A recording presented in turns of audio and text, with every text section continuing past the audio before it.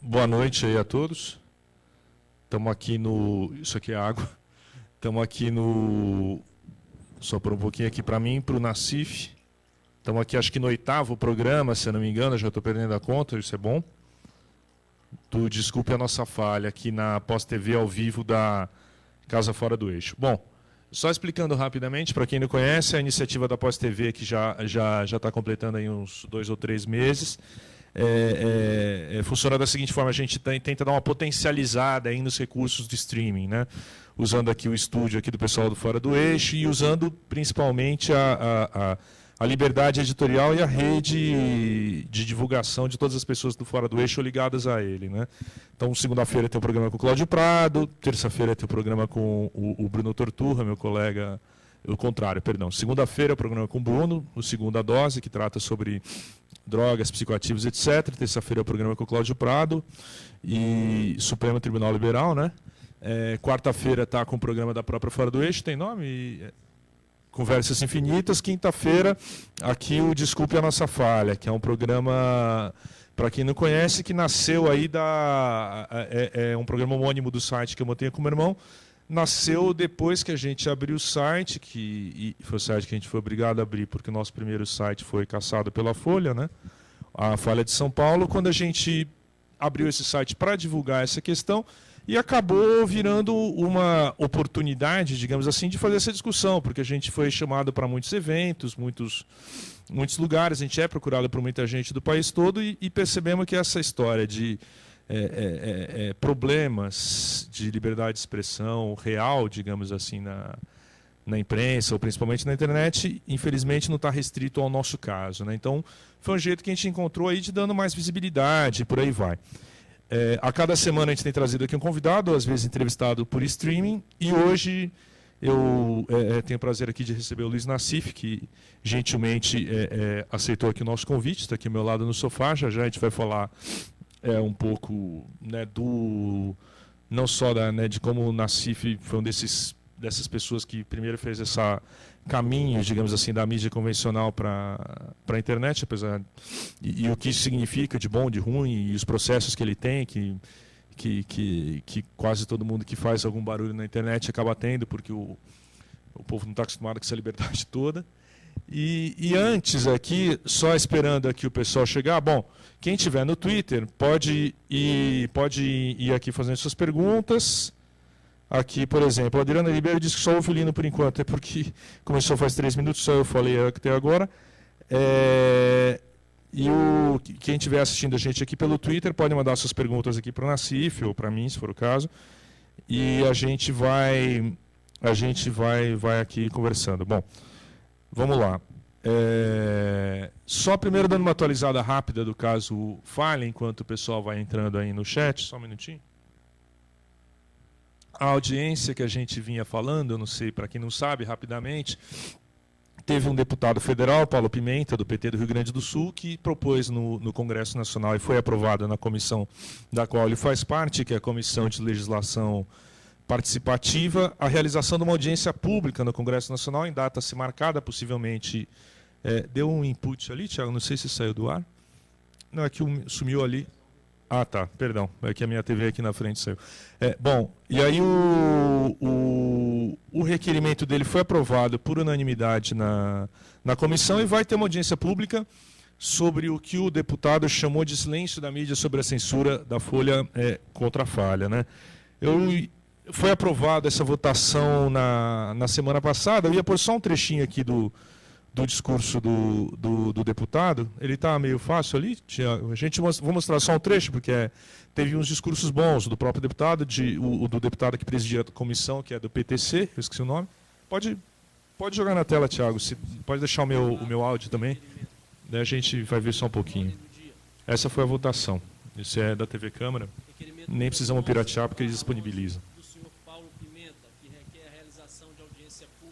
Debater o silêncio da mídia no caso de censura imposta pelo jornal Folha de São Paulo ao site www.folhadesaopaulo.com.br. Com a palavra o nobre deputado Paulo Pimenta. Muito obrigado, senhor presidente. Senhor presidente, esse requerimento ele tem um objetivo bastante claro, né? A Comissão de Legislação Participativa, ela tem sido um fórum importante de debates a respeito da questão da liberdade de expressão, da questão da democratização das mídias.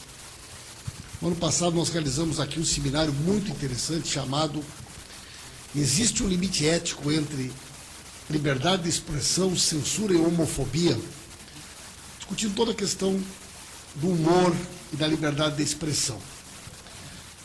E a pauta da democratização dos meios de comunicação tem sido constante aqui. A deputada Erundina tem sido, né, uma grande batalhadora desse tema.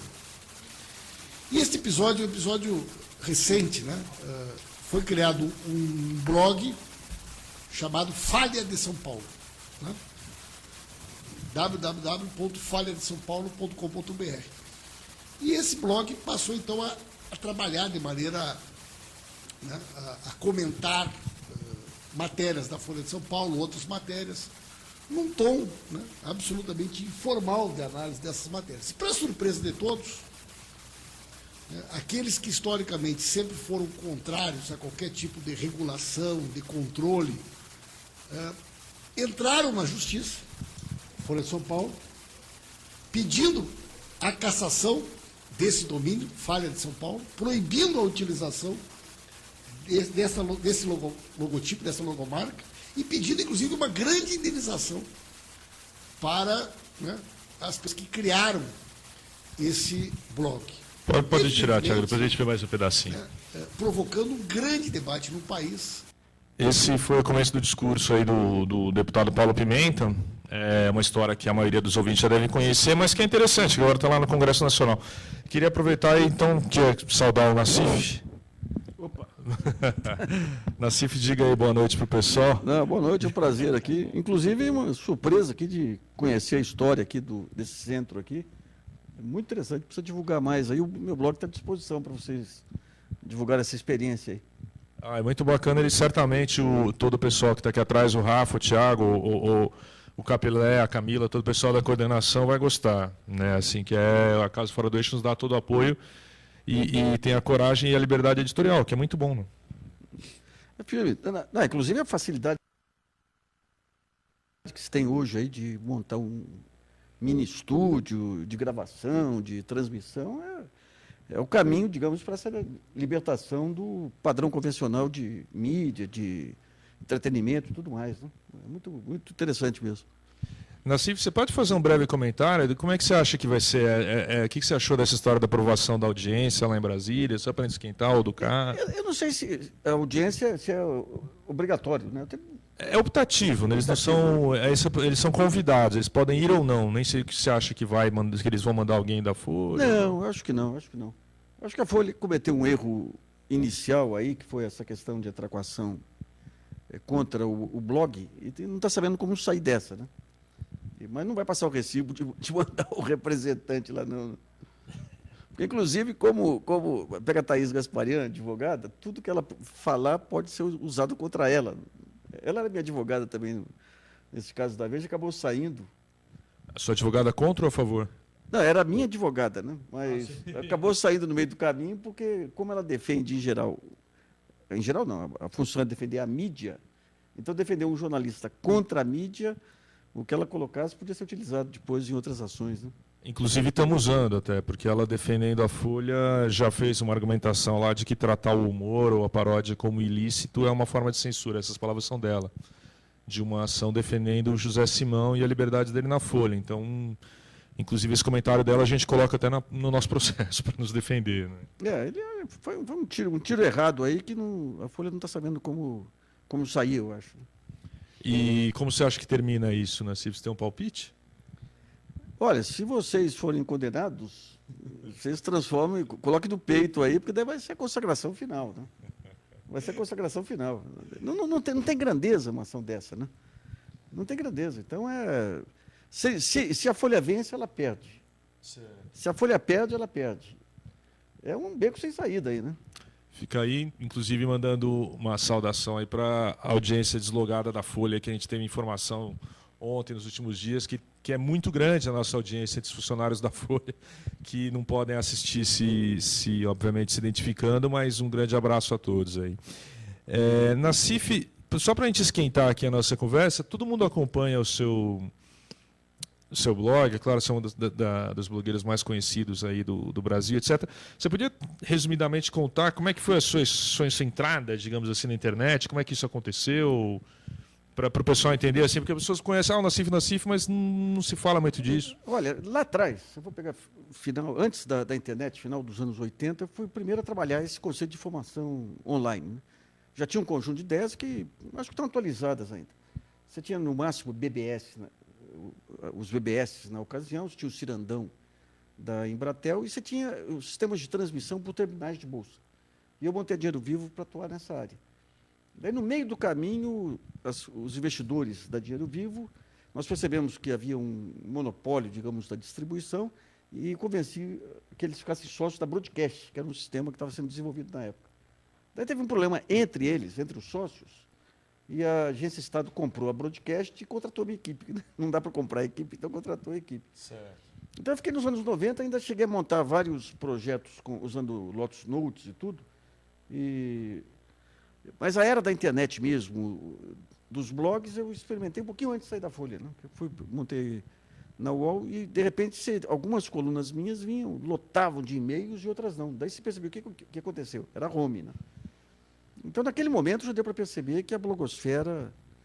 E é gozado que, quando eu fui para a blogosfera, comecei a brigar com a Veja, digamos, o chavão principal lá daqueles...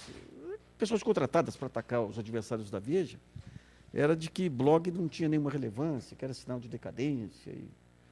E eu já sabia, desde aquela época, aí, que a tendência era uma tendência irreversível de você criar um contraponto aí, usando a blogosfera, né? Essa história de que blog não tem relevância parece o Cortez da novela falando lá do blogueiro que fala que blog é coisa de menininha, adolescente, que nem sabia, que os blogs não fazem barulho e por aí vai. Você vê que coisa, fizeram tudo para depreciar esse negócio de blog, desde que eu comecei na blogosfera. Meu currículo, quando eu vou dar palestra, eu ponho jornalista, econômico e blogueiro, né? E agora a Veja abriu 5 ações contra mim. Ganhou? Não. Abriu 5 ações contra você? Abriu 5. A única que foi até o final, aparentemente já terminou, foi uma delas, do Mário Sabino, que perdeu por 3-0 aqui em São Paulo. Em segunda instância, foi 3-0. Então, deveria ter terminado. Do que era essa ação exatamente, Nassif, por exemplo? Eu fiz a série sobre a Veja e comecei a pegar um por um os personagens principais daquele estilo maluco, violento, né, que eu chamava até uma violência quase pornográfica da Veja, e comecei a dissecar o papel de cada um jornalisticamente, né? E o Sabino foi um deles aí que eu coloco. Daí ele entrou com ação, calúnia, injúria, difamação, perdeu por 3-0. Daí apelou para o Supremo Tribunal Federal e para o STJ, dizendo que ele ficou muito profundamente, psicologicamente abalado, que é curioso, né? Porque os ataques que ele fazia contra artistas, contra políticos, contra intelectuais, eram de uma virulência. Então você achava que atrás daquela virulência você tinha um homem de ferro, né?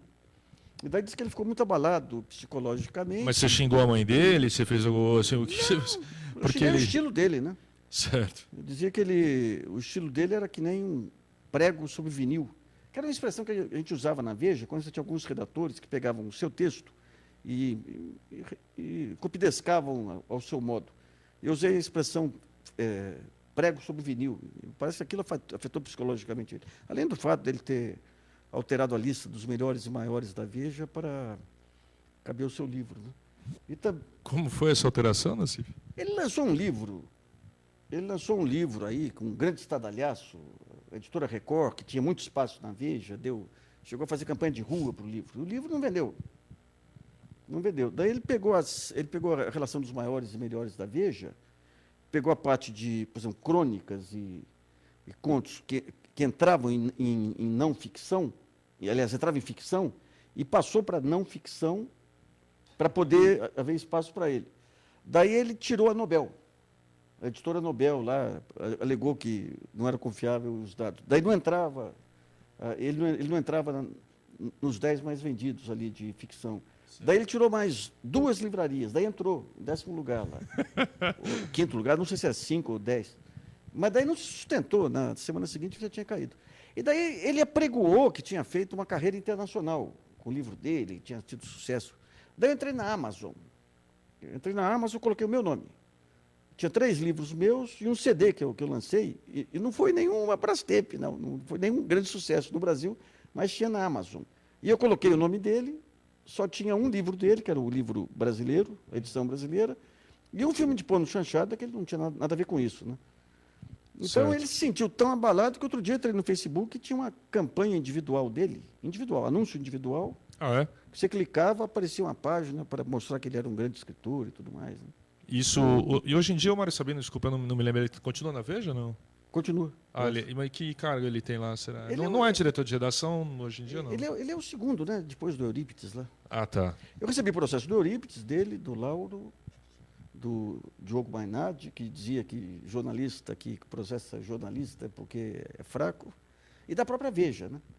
Então está caminhando, eu tenho ganhado algumas em primeira instância, perdido outras, mas definitiva mesmo só tem a do Mário Sabino, que eu ganhei por E 3 a dá 0. para você comentar rapidamente quais que são os objetos desses outros processos da Veja, assim, só para a gente ter uma ideia de que tipo Foi de para coisa sufocar financeiramente. que incomodou? Né? Foi para sufocar financeiramente. Pedindo dinheiro os processos, em Pedindo geral. dinheiro, todos eles, e me obrigando a gastar com advogado. Né?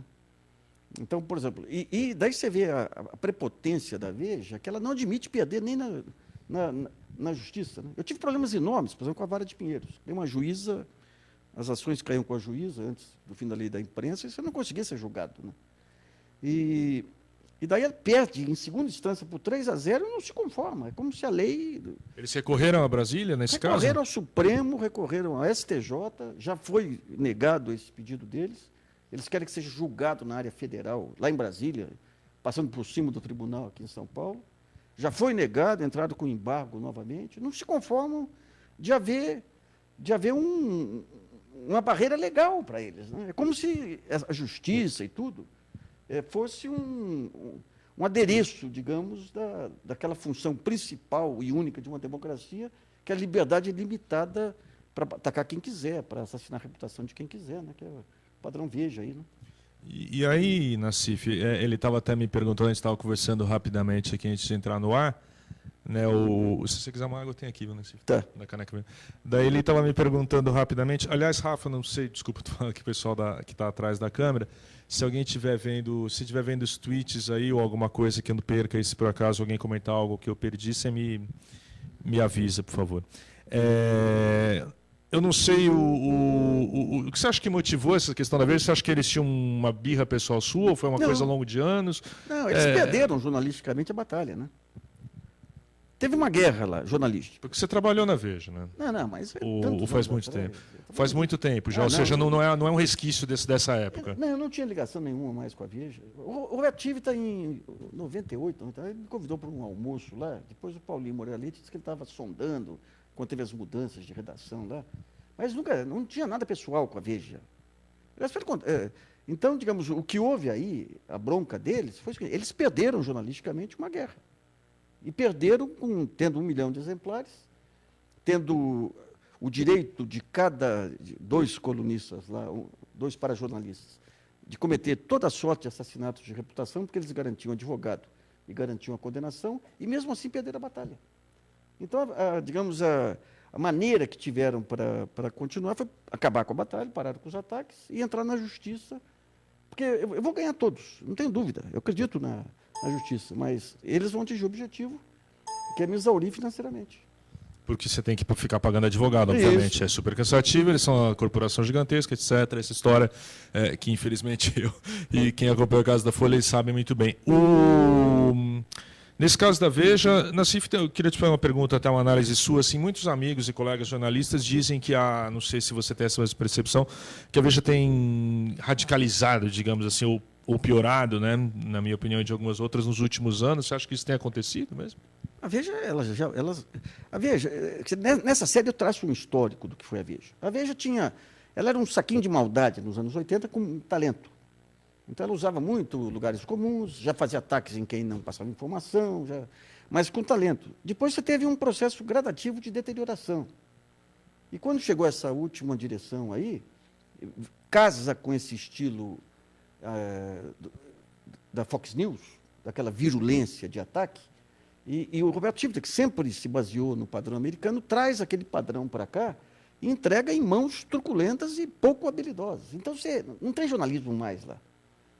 Não tem jornalismo. Eles mentem. O jornalismo não pode. Antes você tinha manipulação. A manipulação exige um talento adicional.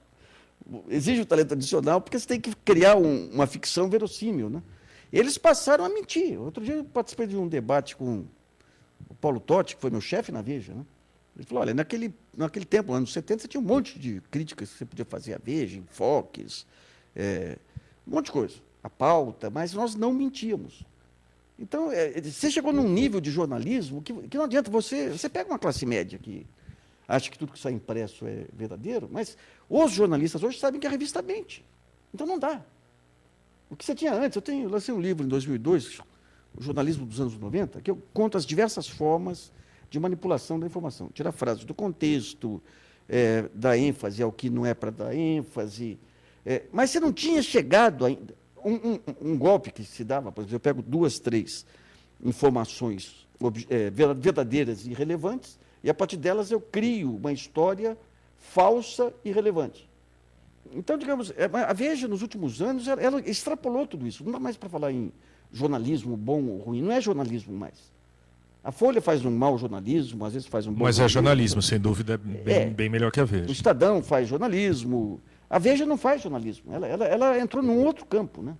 E tem gente que diz assim que é uma avaliação com a qual eu não concordo, mas já que estão falando desse assunto, gostaria do seu comentário, por exemplo. Eu ouço muita gente falando assim, mas a Veja não há mais por que se preocupar tanto com ela hoje em dia, porque ela fala para quem pensa igual a ela e não vai ter como mudar a sua opinião. Eu fico meio assim, se isso é pertinente, porque eles têm mais de 1 milhão de leitores, a gente sabe que cada revista é lida por 4, 5 pessoas, então não sei se não... Não, tem peso, tem peso. Você pode dizer que o leitor dela é desinformado, é crédulo, é um leitor preconceituoso, ela alimentou esse preconceito. A tiragem dela não deve estar uns 800 mil hoje. Você tem uma manipulação de tiragem aí. Mas tem muito peso, sim. E ela pegou uma classe média preconceituosa. Veja bem, todo processo, todo período histórico, que você tem grandes transformações sociais, induzem aí a intolerância. Nos Estados Unidos ocorreu com a Guerra da Secessão. A Europa, nos anos 20, quando teve também processo de inclusão, ocorreu. Então, você explorar esse baixo instinto, esses baixos sentimentos aí, é uma tarefa que não exige muito talento, exige falta de escrúpulo. E aqui no Brasil, essa transição que deu nesses últimos anos... Caiu o retorno ali, mas a gente está no ar. Então, digamos, a transição, essa ascensão, a criação de um mercado de consumo de massa, abriu espaço para essa forma de intolerância. Só que quem tem um órgão de comunicação na mão com grande audiência tem responsabilidade institucional de não estimular a intolerância. Porque isso aí rebate, gera ódio na opinião pública, gera conflitos, gera linchamentos, né? Mas a Veja, outros veículos exploraram isso aí muito nos últimos anos, mas a Veja exorbitou, né? Sem dúvida. Só um aviso aí, um aviso aí para a nossa audiência, para quem já assiste a gente há algum tempo, a gente utiliza o Ustream, que foi o melhor sistema que a gente conseguiu utilizar. De tempos em tempos entra uma propaganda que não é de nossa responsabilidade, é uma propaganda rápida de uns 10 segundos, que às vezes derruba a nossa transmissão rapidamente. Isso acontece de meia hora, mais ou menos, aí na transmissão. A gente pede desculpas e pede que vocês, por favor, não comprem o produto anunciado, que vem aqui atrapalhar nosso programa, mas muito obrigado ao Ustream, que nos deixa transmitir ao vivo, e de graça, pelo menos por enquanto. Só vendo aqui alguns comentários, vejamos, a Veja entrou no caminho sem volta, diz o Ed Gianni. Maria SL, a revista está perdendo assinaturas, depende da verba governamental. O governo, infelizmente, continua anunciando que sua queda seja na credibilidade e depois monetária, diz a Maria. Você acha que eles estão perdendo anunciante na CIF? Eu não vejo isso. Estão perdendo já há algum tempo. Por algumas razões, né? A internet, você abriu muitas possibilidades novas aí de divulgação. Muitas possibilidades novas. E você criou um vício dentro do mercado publicitário que os grandes anunciantes já ficam com o pé atrás. A internet hoje é uma alternativa já. E abriu, embora ainda seja a maior editora, a Veja seja a maior revista, ela está irreversivelmente, ela não tem futuro. Ela não se posicionou no mercado de internet. Se for pegar os 4 grupos, o que vai acontecer com os 4 grupos? O Estadão tem um bom portal de internet, lá está à venda. A Folha, muito provavelmente, vai ser absorvida pela UOL. Globo é Globo. O Globo tem tudo aí, multimídia, são profissionais, tem rádio. A Abril perdeu o pé. Ela perdeu o pé quando ela abriu mão do BOL lá atrás, depois quando abriu mão da UOL, quando vendeu a TVA. Então, hoje, quando você vê a Abril, quando você pega, digamos, a ênfase de investimentos da Abril, é em área educacional, que é uma área que a médio prazo vai dançar. Porque com o iPad e tudo, esse negócio do Programa Nacional do Livro Didático e tudo, que a Abril recebe 400, 500 milhões, vende livros, as duas editoras dela, por ano, tende a diluir com o tempo, né? Então, é uma empresa que ela entrou num beco sem saída. E daí a maneira que ela encontrou, o que foi? Vamos usar o nosso poder hoje de fogo, hoje, enquanto temos, para tentar ganhar um espaço político, é o mesmo padrão do Murdoch, né? E esse espaço político, vamos tentar derrubar o governo, tentar colocar o Serra lá para segurar a competição. Então, isso aí, é interessante que o Ramonet, que é um grande intelectual francês, lançou um livro agora, tentando entender esse papel da velha mídia, e chega a essa conclusão que nós tínhamos chegado na série da Veja, lá em 2007, 2008. Né? Então, é um jogo complicado, né? É um jogo porque intimida a justiça, intimida quem se coloca no caminho dele. Você acha que a justiça às vezes fica com o pé atrás? Não estou falando, não estou generalizando, obviamente, existem juízes, mas que alguns juízes ficam receosos de dar uma medida contra, uma decisão contra a Veja ou a Folha, por exemplo? Sei lá. A segunda instância, quando você pega outros jornais, Folha, Estado, eles não... A Folha ela pisou muito na bola, nesse caso do Daniel Dantas aí, ajudando a assassinar a reputação de juízes que votavam contra o Daniel Dantas. Um resumo rápido aí para quem não conheceu o caso, Nassif, assim, o Daniel Dantas, ele na época da privatização, ele se transformou, sem capital, sem nada, num grande player da privatização, através da cooptação dos fundos de pensão, influenciado pelo Serra e outros lá, né?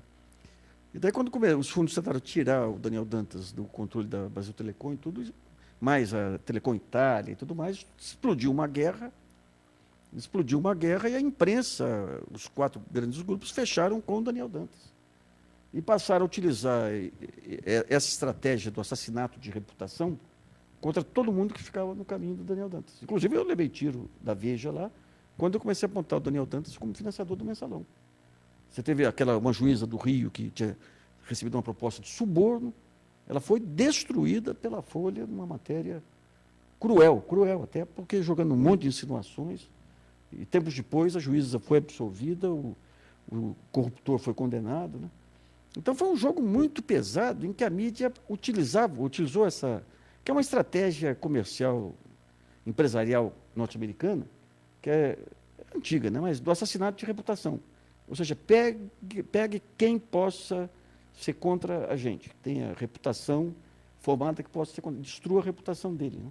E a imprensa caiu de cabeça nisso. Né? Por que você acha que eles fazem isso, Nassif? Qual é o interesse desses grupos econômicos e de comunicação com o Dantas, pessoalmente? Assim? No caso da Veja, qual você acha a explicação? Os 2 primeiros ataques que eu sofri da Veja, daquele rapaz, agora desapareceu também, já fez o serviço e não servia mais. Como é que ele chama? O Mainardi. Sim. Esses 2 ataques foram, paralelamente, 6 páginas de publicidade em cada edição de empresas do Daniel Dantas. E injustificável, porque era Telemig Amazônia. O que é Telemig Amazônia? Vai gastar 6 páginas de publicidade numa revista de circulação nacional. Né? Que empresas que o Dantas usa para anunciar? É bom a gente saber divulgar isso, sabe? Ele usava antes a Telemig Celular, a Telemig Amazônia, quando era um deles, a Brasil Telecom. A Brasil Telecom, você tem um levantamento que foi feito lá, você tem toda uma série lá, inclusive jornalistas e tudo, assessorias. E daí se estourou a guerra, e daí quem ficasse no caminho levava tiro, né? Levava tiro, e a imprensa caiu de cabeça. E você vê, quando surge a Satyagraha, a imprensa tenta destruir a Satyagraha, que tem lá os seus exageros, a Satyagraha, mas pela primeira vez trazia à tona esse jogo. Tenta transformar o Gilmar Mendes no maior ministro do Supremo da história. Quando você vê o resultado final, 90% dos seus leitores são a favor da Satyagraha e contra Daniel Dantas. Então, eles perderam. Essa foi a grande batalha que definiu, digamos, a ascensão da blogosfera como um contraponto à mídia, né? Boa, Nassi, vamos falar um pouquinho mais disso, só vendo aqui o Twitter rapidamente. A Maria SL diz aqui, aumentando o acesso à rede, novas possibilidades surgirão, tomara. E aí entra a questão, rapidamente, que o Serginho Amadeu e outros colegas nossos tanto batalham, que é o Plano Nacional de Banda Larga, que o governo bem que podia baixar o preço de R$ 35 por mês, mas isso é um tema para outro programa. Dani Bado, muito obrigado. Aliás, a Dani Bado, um merchan rápido, merecido, faz parte da Rede Liberdade no Rio de Janeiro, da qual também faz parte o querido José de Abreu e o Bem-vindo, que eles são, desde bem antes da gente fazer aqui a Pós-TV, já faziam algo semelhante, continuam fazendo. Recomendo aí o pessoal da Rede Liberdade, para quem eu já tive a honra de ser convidado a dar uma entrevista. E daí ela fala aqui, pelo amor de Deus, anunciantes da Veja, parem de anunciar, me dão muita vergonha alheia, queima o filme. Seria ótimo se funcionasse desse jeito comercial das empresas. Você vê que há 2 anos, a Vejinha superou a Veja em termos de anunciante. Com aquele monte de classificadinho no final, sabe? Você acha que eles podem ter algum baque econômico mesmo, né? Eu acho isso uma esperança talvez meio perdida, não sei. Não, o que eles já estão sentindo... Veja bem, há um ano atrás, o mercado publicitário calculava que a tiragem real da Veja era 850 mil exemplares. Eles anunciam 1,1 milhão. E o tal do IVC? Se tiver uma auditoria lá, não passa. O que eles faziam é o seguinte, o IVC calcula quanto que sai da gráfica e quanto que volta. Então, por exemplo, eu tenho um primo lá em Belo Horizonte que jamais pensou em assinar a Veja, recebia como se fosse assinante. Então, eu fiz um cálculo do começo do ano passado. Falei, imagino que 250 mil exemplares eles entreguem de graça, simulando que foi assinatura. A um preço de R$ 4,00 por exemplar, ou 3, na casa do sujeito lá. Imagine que dê um retorno de assinatura de 5%, que é muito alto. Em geral, o retorno é 1,5%, 2%. Eles estariam gastando por ano, naquele ano, 60 milhões a 70 milhões de reais só para sustentar essa falsa tiragem. Por quê? Porque se caísse a receita publicitária proporcionalmente à queda de tiragem, a perda era maior. Se você cata o balanço da Abril esse ano, do ano passado que saiu esse ano, hoje em dia a receita as despesas de promoção corresponde a 60% da assinatura, comprovando o que eu tinha dito lá atrás. Que eles estão jogando dinheiro para entregar exemplar de graça, para poder constar. Exemplar de graça não deveria ser considerado tiragem pelas próprias regras do IVC, mas acabaram o IVC. Bom, e só lembrando, a Abril é detentora da única empresa de distribuição do Brasil inteiro. Sim, ainda tem essa. Que era a única empresa de distribuição de impresso, né? Mas agora tem uma baita empresona de distribuição de online que é a internet, né? Ainda bem. Aí é bom que você lembrou, né? Aliás, se tiver alguém da Veja nos assistindo e quiser entrar aí via Skype, nos avisa, a gente coloca aí, Mário Sabino, alguém que queira debater. Eu sempre chamo a Folha, eles nunca aceitam o convite, está chamando a Veja também. Nassif, e você acha que... O que acontece com essas grandes corporações? Eles não estão sabendo lidar com a internet, acho que é liberdade demais. Como você analisa esse tipo de movimentação? Assim? Os caras estão mal acostumados, mesmo ou tem uma explicação outra? Veja bem, se você for pegar hoje, o que é o modelo econômico da imprensa tradicional, ele não para em pé. Pelo seguinte, você pegar um jornal, ele tem que ter investimento como uma indústria, gráfica, papel e tudo mais. Ele tem que ter uma intensidade de mão de obra de serviço, que é as redações e tudo mais. E tem que ter uma distribuição equivalente a varejo. Então, quando você junta essas 3 pontas, não dá rentabilidade mais. E o medo deles lá atrás é que, nesse jogo, tinha barreiras de entrada antes, que você impedia a entrada de competidores. Essas barreiras eram investimento muito alto, hábito de leitura consolidado, então você não tinha quem... E baixa rentabilidade do setor. Então, como que o negócio jornalístico se sustentava? Você usava o prestígio político que você tem aqui para conseguir turbinar outros negócios. Como a Abril fez aí com o Sudene, com o Guia Quatro Rodas, aquele negócio todo lá. Perdão de impostos e tudo mais. De repente, você tem digamos, essa cidadela passa a ser atacada por 2 lados. De um lado, por grandes grupos de mídia e empresas de telecomunicações, muito maiores que que as empresas jornalísticas. E de outro, pela blogosfera, impedindo ou atrapalhando que eles, o uso da opinião por eles para estratégias comerciais. Porque cada vez que acontecia alguma coisa, vem a blogosfera e desmonta. Então eles ficaram perdidos sem saber o que fazer, e daí enveredaram pelo padrão Murdoch, né? O padrão Murdoch é um fenômeno mundial. Estão até invadindo o quarto de hotel agora. Mas o caso do Zé Dirceu aí não vem ao caso aqui nem fazer mérito sobre o ex-ministro e sua atuação, não é esse o assunto. Agora, o que a Veja fez de mandar um recém-formado se registrar com outro nome, invadir o quarto de hotel, isso você nem nota nos jornais, que quando invadem o Twitter do Serra é a primeira página da Folha, mas... Olha aqui, ó, a Mari ASL, que é uma Sim. frequentadora do blog, diz que mandaram a Veja para ela com o selo de assinante, se ela nunca ter pedido, o selinho de assinante.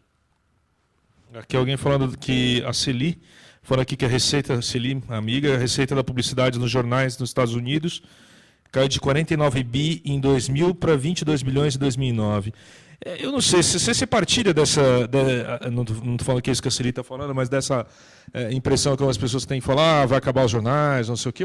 Eu pessoalmente acho meio exagerado, não sei se você tem essa Eu acho que acaba. Eles vão sobreviver como um jornal online, né, com o tempo. Mas se você pegar, por exemplo, o Estadão hoje, provavelmente a operação jornal dele esteja no 0 a 0, ou seja, não gera mais excedente para a operação online. Então, os jornais, assim, como tem hoje impressão, distribuição, papel e tudo, é questão de tempo para desaparecer. Não significa que eles vão desaparecer como organização jornalística. Mas todos eles vão investir em internet, outras mídias e deixar de lado o papel. É o que o Ed Johnny aqui está perguntando diretamente para o Nassif, se os anúncios desses sites, desses grupos, não compensam a perda, digamos assim, então, dos tradicionais. Está havendo uma migração para a internet. Então, a operação internet, com o tempo, aí espera-se que a publicidade banque. Mas, veja bem, na internet, primeiro, se romper essa questão de bônus de veiculação, você já tem um problema aí. O segundo, quando você vai para a internet, você tem já muitos competidores, né? Você pega os portais hoje, você pega um portal Terra, o portal IG, a UOL já é do Grupo Folha, tudo. Ele já absorve uma parcela relevante de uma publicidade que era exclusiva de jornais, revistas e televisão. Você vai ter, hoje, por exemplo, eu tenho o meu blog, eu tenho condição de concorrer, eu posso ter um preço de publicidade, digamos, R$40 por cada 1000 page views. Certo. Eu vou receber menos que um portal, porque tem menos audiência que um portal. Mas eu tenho condição de disputar, se não houver esse bônus de veiculação, e centenas de outros blogs vão disputar. Então, você vai ter uma verba grande, com um grau de pulverização que você não tinha antes na imprensa escrita, né? No seu caso, por exemplo, seu blog tem anúncio e tal, é uma coisa que se mantém, é viável. É viável e vai ser cada vez mais. À medida em que as agências de publicidade comecem primeiro, abrir mão dessa questão do bônus de veiculação, que eu acho que mais cedo ou mais tarde o Ministério da Justiça vai ter que entrar e acabar com isso. Um parênteses rápido do que é bônus de veiculação, para quem não conhece. O bônus de veiculação é o seguinte, o anunciante paga para a agência, dá verba para a agência. Daí a agência escolhe o veículo. Quando você pega esses grandes veículos, eles devolvem para a agência, eles pagam a agência pelo tanto de publicidade que a agência traz. Isso aí é crime de direito econômico. É crime de direito econômico. Ou seja, mais cedo ou mais tarde, a Secretaria de Direito Econômico, o Ministério, o CAD, o Ministério da Justiça vão ter que entrar. Então, quando isso acontecer, você rompe um modelo que está em cima de pernas tortas. Esse modelo está em cima de 3 vícios que tendem a ser corrigidos. Bônus de veiculação, que é um problema de cartelização, um problema de direito econômico.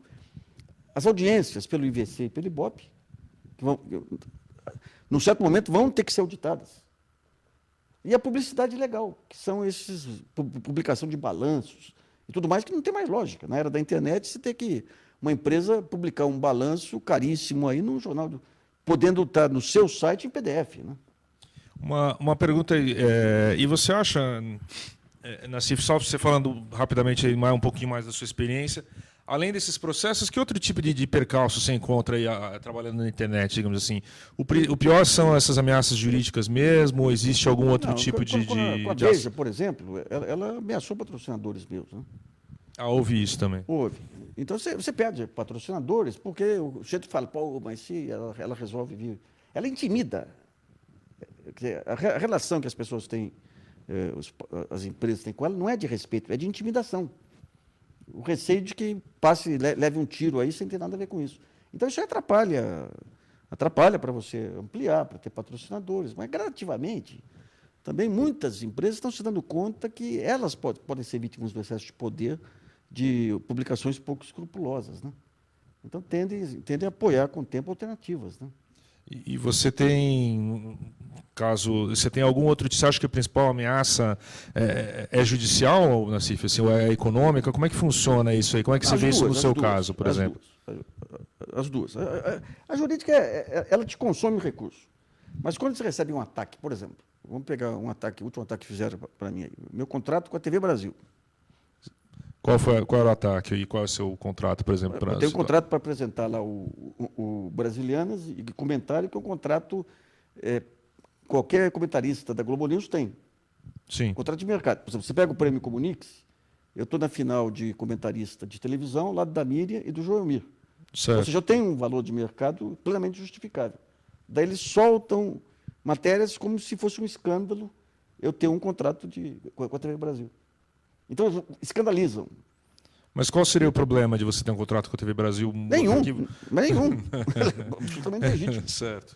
Absolutamente legítimo. Mas, digamos, esse negócio do escândalo, por isso que essa marcha contra a corrupção e tudo assusta um pouco, porque você dá para a imprensa o direito de transformar qualquer episódio em escândalo. Basta escandalizar. Ele pode dizer o seguinte, pode dizer que pode escandalizar esse encontro nosso aqui. Ah, sim. Já teve gente que me criticou. Inclusive, até tem aqui uma pessoa que está criticando aqui o nosso encontro e outras pessoas já tinham me... Uma outra pessoa, você, acho até por ser um expoente, etc., há quem não goste, né? Assim, o que você acha uma crítica comum que faz a você, Nassif? Eu gostaria até que você respondesse, que é ligada a essa crítica da TV Brasil e também do macrocéfalo, que está aqui nos... trolando levemente. Assim, que fala assim, o Nassif faz um jornalismo chapa branca. Eu faço.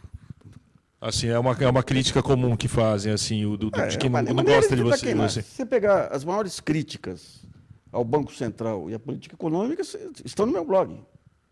As maiores críticas à política econômica, é um blog de economia, estão no meu blog. Então, essa questão do chapa branca, é o seguinte, não entro nessa questão desse denuncismo barato, não entro, nem quando o denuncismo aqui é contra o governo do Estado. Eu acho que é uma jogada oportunista aí, de você tentar se legitimar selecionando denúncias, né? A TV Brasil, por exemplo, o ano passado levei tiro de todo lado aí, do pessoal desses trolls aí, que eu estava na TV Brasil, por isso eu estava contra o Serra. O fato de estar contra o Serra me prejudicou profundamente na TV Brasil. A TV Brasil, a Tereza Cruvinel chegou a suspender o pagamento do meu contrato para me assinar um aditivo, me comprometendo a entregar todos os programas até junho. E quando eu entreguei em junho, o contrato foi suspenso por 3 meses. Eu paguei um preço altíssimo pelo fato, inclusive na TV Brasil, pelo fato de estar indo contra aquele que eu acho que foi a maior ameaça que a democracia brasileira já teve, que foi a candidatura do Serra. Então foi um ônus danado. Se eu não tivesse entrado nessa guerra, eu estava tranquilo na TV Brasil. O fato de ter entrado na guerra fez com que a TV Brasil, o que eu sofri nas mãos da TV Brasil por conta disso, é algo inominável, pô. De pressão é o seguinte, se você não assinar o aditivo, você não recebe pagamento. Eu, ferrado com advogado, com patrocinadores receosos das eleições, sofri isso. E daí, chapa branca porque está na TV Brasil. Então, as pessoas não sabem o que está por trás de posições que você toma, e o custo que você paga para você bancar as suas posições, sabe? Isso eu não estou falando pela primeira vez aqui publicamente, isso aí, 3 meses sem contrato. Eu tive que entregar 20 programas entre, não sei, 20 ou 15, entre maio e junho, para chegar em julho, romper o contrato, porque eu não sabia se o Serra ia ganhar ou se a Dilma ia ganhar. Que era o medo da TV Brasil de ficar vinculada e depois ser acusada de estar fazendo campanha, etc., porque você tinha assumido essa campanha, eu jamais. Não, eles seriam acusados, digo, porque você tinha assumido que era contra o Serra, o que eu acho... O Estadão assumiu que era a favor, o Nassif assumiu que era contra. Mas eu jamais usei a TV Brasil. Se pegar meus comentários na TV Brasil, é uma sequência de críticas à política de juros do Banco Central. Eu falava de economia lá. Jamais vou fazer crítica ao Serra na TV Brasil, fazendo no meu blog, né? Certo. Mas então esse negócio da desqualificação, assim, é assim, porque é assado aí, isso aí foi o padrão aí dos trolls aí que infestaram aí o Twitter no ano passado, né? Esse é o padrão. Tem um aqui, inclusive, enchendo, mas deixa pra lá. É o comum. Acho que faz parte da internet, assim. Como é que você lida com isso, Nassif? Assim, você lida numa boa? Esse monte de gente, tipo, que deve ter um... Se eu já tenho trolls, que não sou... Estamos aí entrando agora nessa história de gaiato, imagino que você deva ter uma coleção de trolls aí. Como é que você faz, Nassif? Você se incomoda, responde? No começo eu me irritava um pouco, depois eu aprendi. O troll você não pode alimentar, né? O troll você bloqueia e deixa correr, né? E em dezembro de 2010, quando eu comecei... Não, 2009. Quando eu comecei a perceber que estava sendo montada aquela estrutura do GRAEF para fazer ataques desqualificadores e tudo, eu fui o primeiro a denunciar, né? Eu peguei uns 5 ou 6 dos mais agressivos e cruzei os seguidores deles com o da rede PSDB. E você via que era algo já que estava concatenado e organizado, né? Era algo que foi montado até alguns anos antes da eleição, né? Mas com o tempo, o que você faz? Você deleta, bloqueia o troll e... Logo vem outros, mas tudo bem, a gente vai deletar. Você bloqueia também.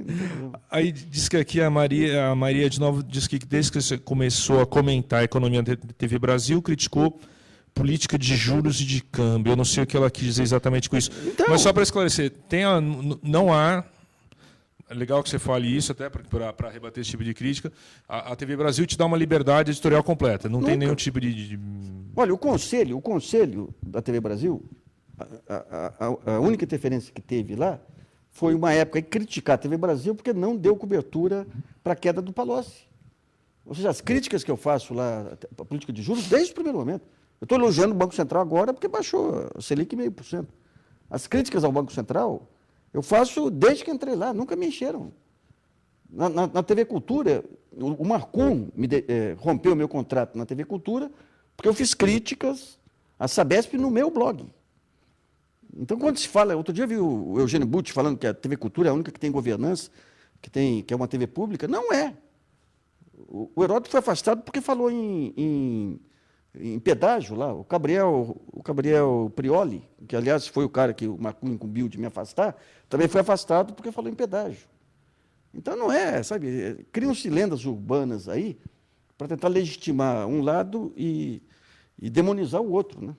Até dizer que a TV Cultura não tem ingerência do governo estadual é meio absurdo, realmente. Porque tem ingerência direta do Serra. É sabido disso, é público, houve demissões do Heródoto e quem mais que foi...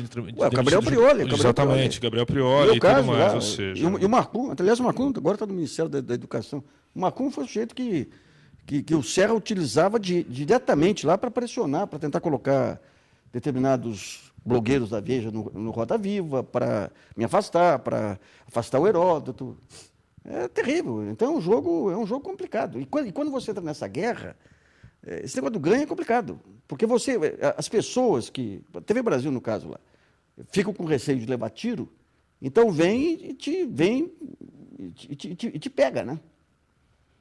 Então essa história de que pelo fato de estar na TV Brasil, coisa nenhuma. A TV Brasil me deixou 3 meses sem contrato, suspendeu o pagamento para me assinar um aditivo, me comprometendo a entregar todos os programas até o final do ano. Por conta dessa questão. Nassif, um comentário seu, eventualmente até um conselho, porque quando a gente vê a história de processo e tudo mais, no seu caso, imagino, claro, é difícil, você tem que se definir uma série de processos, etc., mas você é uma pessoa, até pela visibilidade, etc., talvez tenha um pouco menos de dificuldade de se defender do que... Tem diversos casos que a gente viu aqui, sei lá, por exemplo, de um blogueiro pequeno de Ilhéus, que tem 17 processos de prefeitura e deputados estaduais, onde um blogueiro outro de outro canto. Assim, onde você acha que isso vai dar, essa judicialização infernal, difícil usar outro adjetivo, que está quase virando uma moda, digamos assim, né? Assim, como se defender disso, como tentar garantir uma liberdade não a um custo tão alto para livre expressão na internet e em outros lugares. Eu acho o seguinte, eu acho que você tem que ter a internet, no blog, na revista e tudo. Você tem que ter limites.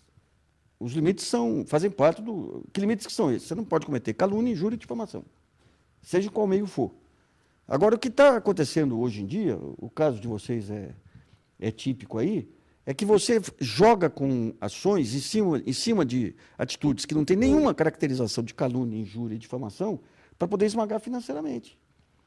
Então, esse que tem 17 processos, eu não sei, teria que ver o que está acontecendo. Mas o que está acontecendo em muitos lugares é isso. Você pega um sujeito que jamais viu um advogado pela frente, abre uma ação contra ele. Se ele cometeu o crime, tudo bem, mas se não cometeu, você já inviabilizou o trabalho dele, né? Eu acho que, de alguma maneira, teria... Não sei como resolver, viu? Teria que ter um fundo. Também você não pode endossar todos os comentários, porque você pode ter baixarias aí. Pode ter calúnias de fato. Pode ter de fato também. Mas hoje isso aí está sendo utilizado como uma maneira de calar muitos blogueiros aí. Né? Sem dúvida. No caso de Ilhéus, que a gente já tratou aqui, é um convidado que eu quero retornar aqui de novo, que é o Guzmão, só para falar rapidamente, ele é o blogueiro de maior visibilidade em Ilhéus, e ele comprou uma briga feia com a prefeitura, uma briga jornalística, até, eu acho, no meu caso, que ele denuncia tudo que ele vê de errado, um secretário especificamente, que é chegado do prefeito, etc. Tanto que quase todos os processos que ele tem ou são do prefeito, ou do secretário, ou de uma deputada apoiadora do prefeito e do secretário. E ele diz que e fica meio claro, no caso do Guzmão, esse problema. E só adiantando aqui, o pessoal... no encontro de blogueiros que teve em Brasília e outras pessoas aí, tem essa proposta até de eventualmente ter um fundo geral para financiar a defesa jurídica de alguns blogueiros em alguns casos que fique claro que eles estão sendo coagidos para parar de falar o que eles estão falando. Nesse caso do Guzmão de Ilhéus, eu acho um caso bem clássico. No caso até também do Ismael de Curitiba, né, que ele está... Não sei se você conhece esse caso, Nassif, que é um blogueiro de Curitiba, que ele foi perseguido pelo Beto Richa eu vi. E transitou em julgado. Ele tem $500 mil em multas. Ele tem mais multa que o Serra Dilma junta do período eleitoral. Que absurdo. Né? Ou seja, fica óbvio, o Beto Richa chegou a mandar advogado para os Estados Unidos para tentar derrubar o site dele, do provedor de lá. Tá brincando. E por aí vai. Vamos ver o que mais aqui. O Adriano falando que você leva convidados com diferentes pontos de vista, dizendo que no seu vídeo de hoje que você concordou com a queda de juros e espera que as medidas deem resultado. Uma outra, a Maria lembrando aqui. Temos a polêmica dos trolls aqui um pouco. Paraná. Quem tiver perguntas para o Nassif pode mandar. Nassif, tem algum outro caso curioso de você... A Dani Bada diz aqui para a gente mandar o trollzinho carente para ela, que ela dá colinho. De repente ele... Nassif, tem algum outro caso curioso que você possa contar sobre esses seus processos, ou algum outro processo que não seja da Veja que você possa comentar? Veja bem, a Veja abriu 5 processos contra mim. Eu abri 3 contra a Veja, inclusive um direito de resposta. Ah, é? E ganhou algum? Não, nenhum foi julgado até hoje.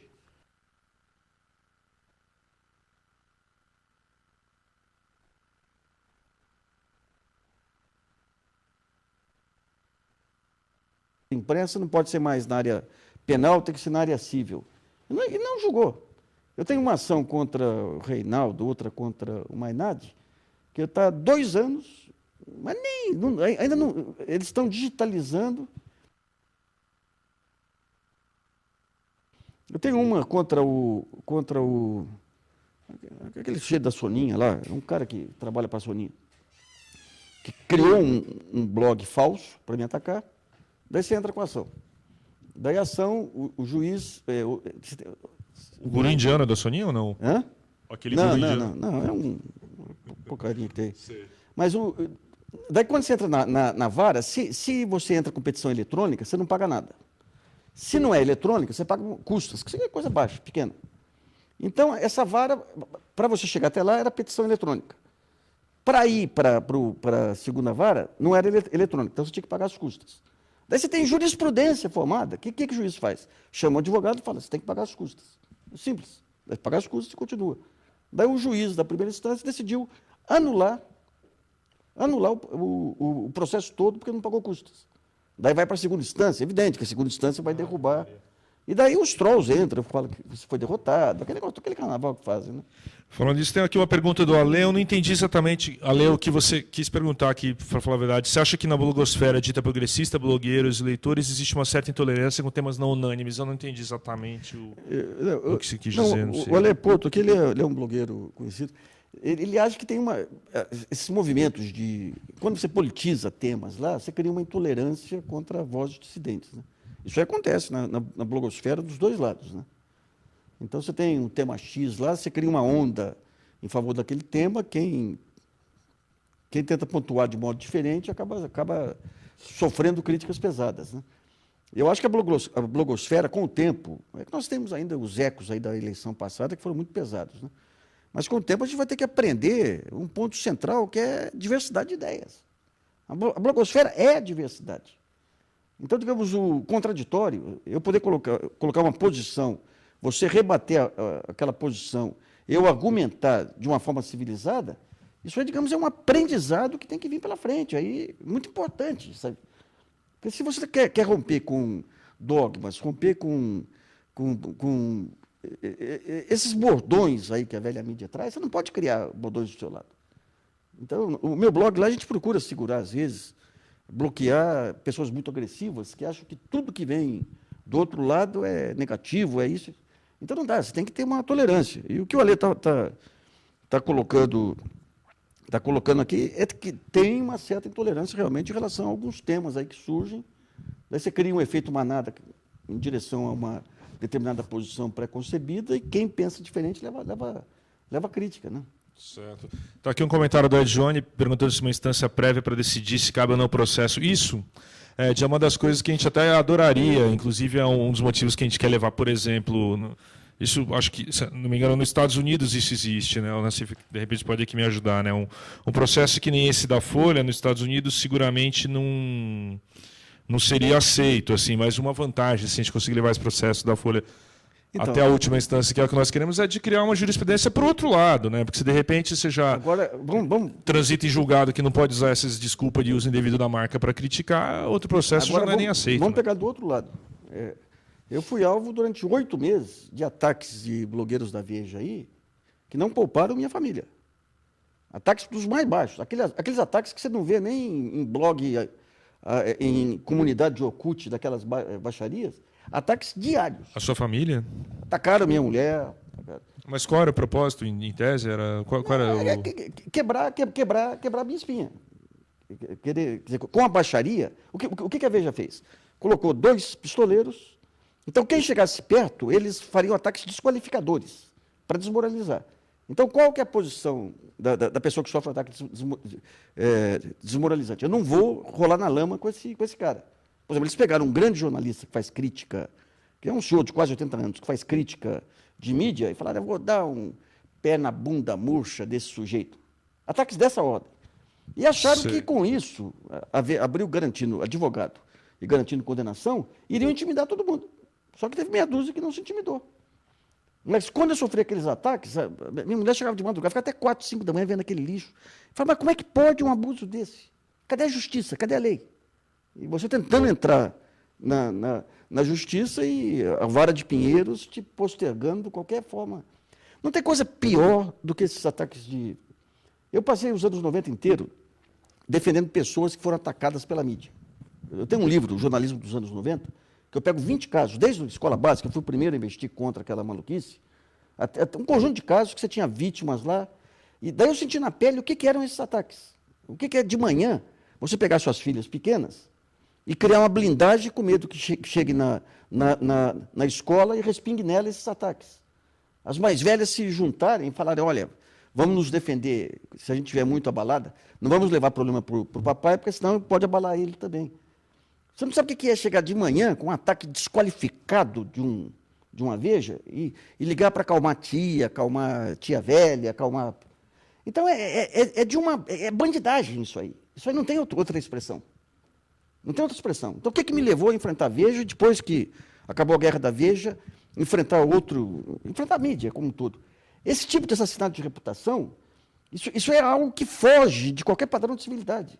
Tem que ter lei em cima deles. E a lei não funciona nesses casos.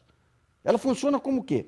Como um fator intimidatório, porque obriga o blogueiro que não tem condições a contratar advogado e tudo, mas na hora de coibir os grandes crimes de imprensa, não coíbe. Está começando a coibir. Você pega a estratégia da Veja com esse mainado de cobrir todas as condenações dele. Quando ele foi condenado a 3 meses de prisão, acabou esse jogo, né? Mas a justiça é muito lenta. Ele mora em Veneza também. Isso é um bobinho também. Ô Nassif, só como você tocou nessa história de lei, quando a gente fala em lei, você acha que as leis que existem são suficientes ou você é favorável a essa lei de meios que umas pessoas falam? Qual é a sua visão sobre esse assunto?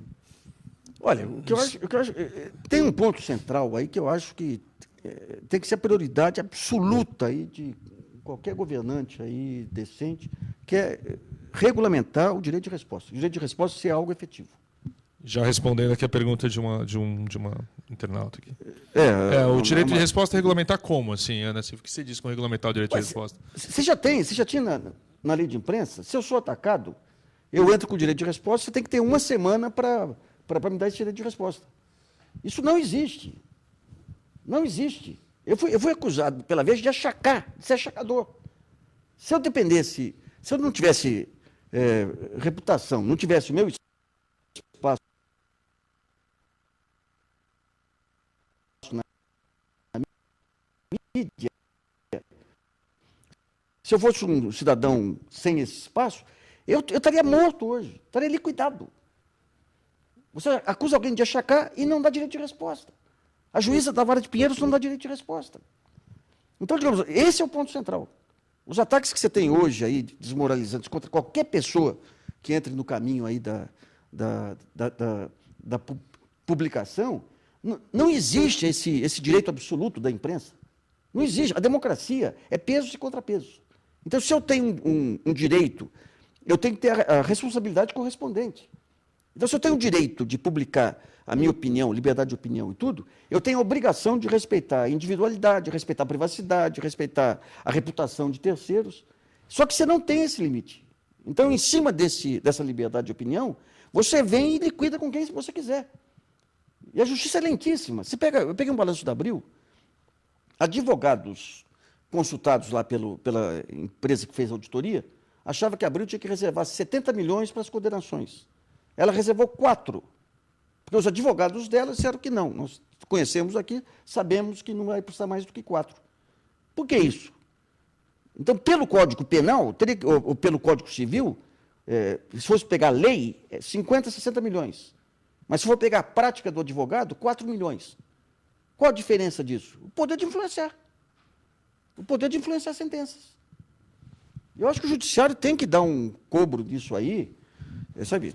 Isso entra no bojo da morosidade do judiciário geral também, né? Na civilização precisar de alguma forma, não sei, assim, essa falta de agilidade é infernal. Assim, pois mas quando você pega o direito de resposta, é o mais rápido, tem que durar uma semana. O direito de resposta era previsto você ter uma semana para dar. Você ter 3 anos para um direito de resposta, não existe. Porque entra na fila normal e pode demorar quanto for. Entra no receio, né? Desculpa só falar aqui com a técnica rapidamente. O Tiago que está aqui. Bom, vamos vendo daqui. Noticiário, os policiais de fim da tarde que fazem os mesmos ataques indefesos, sem dúvida. O Ale te agradeceu por perguntar em 100 caracteres, não é fácil, sem dúvida, 2. E a gente fala de blogosfera, né, Nassif, às vezes até, eu fico até com preguiça, às vezes preguiça é bom, mas às vezes até me canso de fazer um post, né, eu não sei se blog é uma coisa que já está até quase ultrapassada, não sei se você utiliza muito o Twitter, o Facebook, como é que você consegue tudo isso? Você tem uma equipe que te ajuda, como é que funciona isso? Eu acho que o blog é o caminho para você ter o seu site, o seu portal. É ali que você joga as ideias. Eu acho que Twitter e Facebook é mais para você coisas propagar. imediatistas.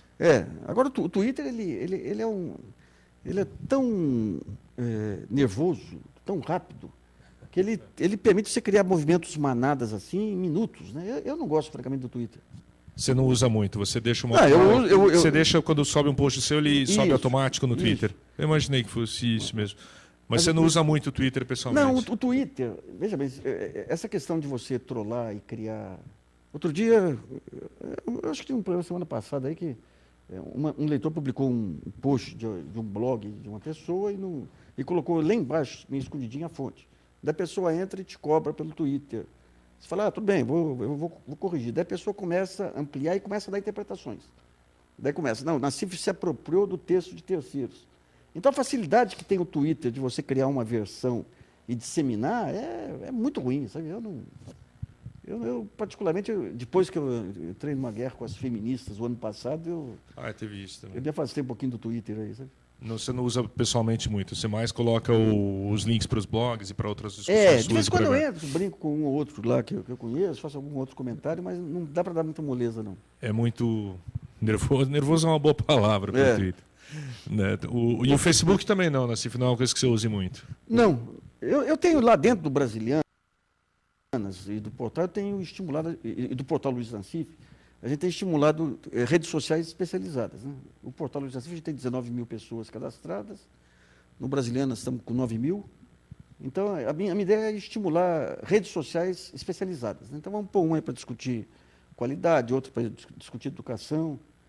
Agora, o Facebook, eu larguei o Orkut, que eu nunca gostei muito, fui para o Facebook. Mas o Facebook é uma invasão total, rapaz. Você entra, de repente, você está em 20 grupos sem ter solicitado. Pois é, essa história de acrescentar em grupo é um inferno. É um inferno, é um inferno. Você vai ver, você está nos grupos. Pois é. Não queria estar, definitivamente. Eu não sei porque as pessoas fazem isso. Eu não sei porque o Facebook permite. Mas você, ouvinte, não. O telespectador não acrescente as pessoas em grupos, a não ser que elas não tenham pedido. Isso é indelicado até. Pois é. Às vezes um grupo pessoal, sei lá. Que nem se abrisse um grupo. Apoie o Nassif, não sei lá, qualquer coisa e colocar todo mundo involuntariamente. Lá, né? A Dani Bado falando que no Twitter o bagulho é frenético, sem dúvida. Nossa justiça é muito lenta, lembra Maria, sem dúvida também. Casos levam anos. Tem que pegar como modelo a lei de médios da Argentina, diz o Ed Johnny. Eu não conheço a lei de médios da Argentina, para falar a verdade. Não sei se ali acho que que quando se fala lei de meios, pega muito mais a questão de propriedade cruzada, pega... Isso eu acho bom. Assim, isso eu acho bom. Eu pessoalmente, se é que a minha opinião interessa em alguma coisa, mas eu pessoalmente sou a favor de regulação no que é concessão pública. Sim. Rádio e TV são concessões públicas, não são negócios privados. Assim, o cara teve uma concessão pública. É diferente de uma Folha, ou até de uma Veja. A Veja, acho que ela tem que... E a Folha, ou quem quer que seja, acho que eles têm que responder perante as leis que existem. Então, mas se você e por aí vai, né? Isso. Mas se você for pegar a regulação do jeito que estão falando aí, no fundo é o seguinte, você tem que ter determinado percentual de produção nacional. Isso aí você tem que ter alguém para fiscalizar. Você não pode cometer tais atitudes que são tipificadas como crime, racismo, intolerância. Então, eu não vi nada ameaçador até agora nessa lei de meios aí, não. E nem vi nada que vá coibir de uma forma expressiva aí abusos que possam ocorrer também. Eu acho que tem muito carnaval aí em cima... Eu também acho, para falar a verdade. Assim, não vi nada tão forte nem de um lado nem de outro. Thiago, na hora que a gente precisava, tem o clipe lá, né? Tá. Não é que depois, quando a gente for encerrar o programa, a gente sempre termina com a música do pessoal da Fora do Eixo. Mas eu não quero saber do Facebook, não quero cutucar ninguém, nem que ninguém me cutuque. Essa história de cutucar no Facebook é esquisito. É esquisito, viu? Eu nunca cutuquei ninguém. Outro dia eu descobri que ontem a gente tinha me cutucado no pessoal do trabalho. Por sacanagem, eu demorei 2 semanas para descobrir. Eu não tinha nem visto. Você pode cutucar demais. Né? Cutucar pessoal de verdade eu teria notado. Nassif, tem alguma outra colocação que você acha interessante dessa história da lei de médios ou dos processos que você sofre, algum assunto que você acha bom frisar? Eu acho que a gente está no início da era da internet. Está mudando tudo no mundo, mas no Brasil ela está vindo no momento que o Brasil está passando por grandes mudanças. Se você for pegar... Por que o Brasil... Quais foram os fatores que pediram que o Brasil tivesse explodido, digamos, para o mundo há mais tempo? Foi a questão da má distribuição de renda, foi a questão de você não dar ênfase à industrialização. E tudo isso por quê? Porque esses setores eram setores sem mídia. Às vezes a gente critica a criminalização de movimentos sociais, MST e tudo mais, mas a indústria é sem mídia. O agronegócio é sem mídia. Se você for pegar o único setor que tem espaço na mídia, um lobby permanente, não é nem o setor financeiro, são os rentistas. Esse pessoal que vive de taxa de juros e inflação. Então, a partir do momento que você começa, o Brasil desabrochar regionalmente, Nordeste crescendo, interior, Centro-Oeste, socialmente, periferia de grandes cidades, aí, esse movimento maravilhoso aqui que você me mostrou aqui, desse grupo aqui. Então, todos passam a ter voz dentro da mesma plataforma tecnológica. Então, digamos, você tem condição de ter um país muito mais justo lá na frente, porque cessa aquele monopólio da informação por parte de meia dúzia de pessoas, de grupos aí, grupos de financeiros, mercados, né? Então, você tem condição, nessa fase que o Brasil finalmente descobriu o mercado de massa, que está caminhando para um futuro que se espera consistente aí, a nova mídia ela vai permitir ter um desenvolvimento muito mais equilibrado do que nós tínhamos antes, quando algumas redes de televisão, de rádio, de jornais dominavam o debate da política econômica e da política, né?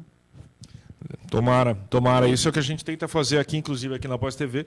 A gente vai tentando, enquanto a gente não consegue algo mais efetivo ou que de fato mude, a gente vai comendo pelas bordas.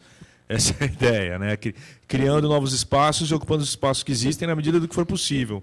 Contando aí com a sua ajuda e contando com a criatividade, tentando juntar gente e iniciativas interessantes, que é fora do eixo. Aí chega o cara lá que está sendo processado pela Folha, aí traz aqui mais na CIF, traz o Rovai, traz um outro. Vamos ver se a gente acaba conseguindo fazer aí a nossa parte aqui no nosso espaço, porque se for ficar esperando que quem já está com o filé, entregue um pedaço do filé, isso dificilmente vai acontecer, vai ter que ir lá dar uma roubadinha no prato mesmo. Queria agradecer demais que a Nassif quer dar um último alô aí para quem está nos vendo, falar uma última coisa? Eu quero ser convidado para ouvir a música aqui depois. Aqui a música primeiro... não, isso a gente vem aqui, o Nassif já convida em nome do pessoal do Fora do Eixo para ele vir aqui num domingo, tomar uma cerveja, comer uma caninha por conta da casa. Como é sempre, não só para convidados ilustres. E quero colocar o blog à disposição, para divulgar esse movimento. O blog do Nassif, que sem dúvida, depois aqui acabando o programa, eu vou aqui contar para ele mais um pouco, ele vai dar mais uma olhada. O Thiago escolheu aí uma música, Thiago, para a gente encerrar o programa? Híbrido. E qual é o nome da música? Não foi a que a gente ouviu na semana passada, atrasada, será? É aquela que tem os logotipos e tudo mais? Mas vamos nela, que é boa. Ou tem outra do Fuzil, eventualmente. Essa a gente terminou o penúltimo programa. É que a gente sempre termina o programa ouvindo um clipezinho, um clipe de alguma banda ligada ao Fora do Eixo. Por coincidência, o Thiago, que muito gentil, que sempre nos acompanha em praticamente todas as gravações, que não estava no nosso programa passado, que por uma coincidência incrível, a gente pegou justamente essa música que ele ia pôr do Fuzil, porque é uma música que tem alguns logotipos fazendo um uso indevido de marca, que é uma coisa que, né, a gente conhece aqui. Quem você pôs aí, Thiago? Vamos esperar um pouquinho ali carregar. Então, encerrando aqui, o Luiz Nassif hoje conversou conosco. A gente está finalmente conseguindo, um parênteses logístico aqui, todos os programas estão gravadinhos, eles estão disponíveis imediatamente após o término no canal do Ustream, onde você está assistindo. E agora estamos juntando todos eles num vídeo só, colaboração do meu irmão aí.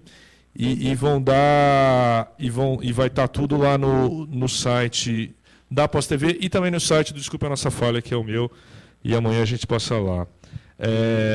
Bom, um grande abraço aí para todos, muito obrigado pela sua audiência. A gente vai ficar então com quem, Thiago? Com a Banda Pública, que é do Sul, mas mora aqui em São Paulo, encerrando o programa. Muito obrigado, Nassif. Valeu.